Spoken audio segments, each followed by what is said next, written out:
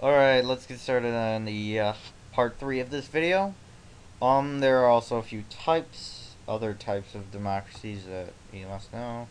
There's the direct, which individuals have immediate say, and basically they have to participate in the election. You don't have um, representatives. And in indirect, there are representatives, which are pretty much nearly every modern democracy has representatives. And now we have the authoritarian regimes. Yes, I'm using stereotypes. I love it. They're ruled by elites. Remember, these can be legitimate, politically legitimate. We'll cover legitimacy at a later point, but keep that fact in mind. There are a few types. There are communism and this is all historically speaking. There's communism, and it's a system where the party controls everything in a society to ensure equality. There's corporatism, where okay, let me just say, corporatism has very little to do with the actual corporation. I need to get that out of the way.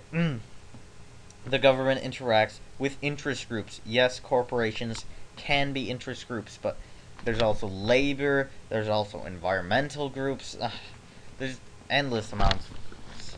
And then and sort of like a branch off of corporatism is the patron-client system, where leaders provide favors to voters in return or to votes and all that. And you might remember Tammany Hall, the political machine in New York, and I believe some of the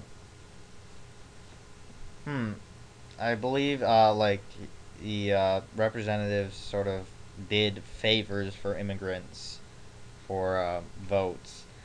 And if you've ever read the Jungle, there's like a scenes where the main character Jurgis he basically helps these political machines in Chicago and help get elected, and he's living inside the corruption and all that. But moving on, before I go completely off tangent, here's some characteristics of authoritarian regimes. They're ruled by a small group of elites. The citizens have little or no input. There is no constitutional responsibility. Freedoms are restricted. Heh, that's the other. And now let's go a bit more in depth into corporatism. A big thing of corporatism is the PRI in Mexico. It was basically the foundation of corporatism in Mexico before the whole 30 years ago. We'll get more into that when we cover Mexico. And basically, in corporatism, interest groups bargain with the state over economic policy.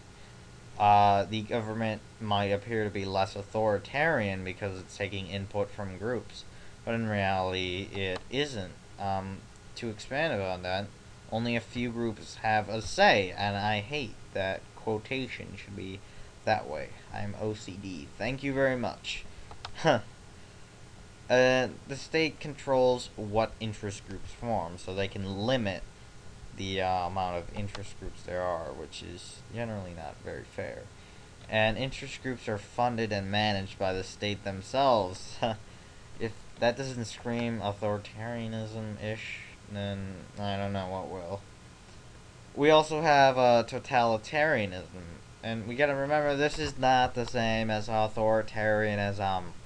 It uses violence to get its way, and authoritarians don't really resort to violence that much. Totalitarianism's total control of society. Mao and Stalin, obviously. Oops. Let me. And then we have military regimes. I believe this is Hosni Mubarak in the background. They're basically prevalent in Latin America, Africa, and some parts of Asia. And to be honest, I believe Egypt's current transitional government is a military regime because it's controlled by the military.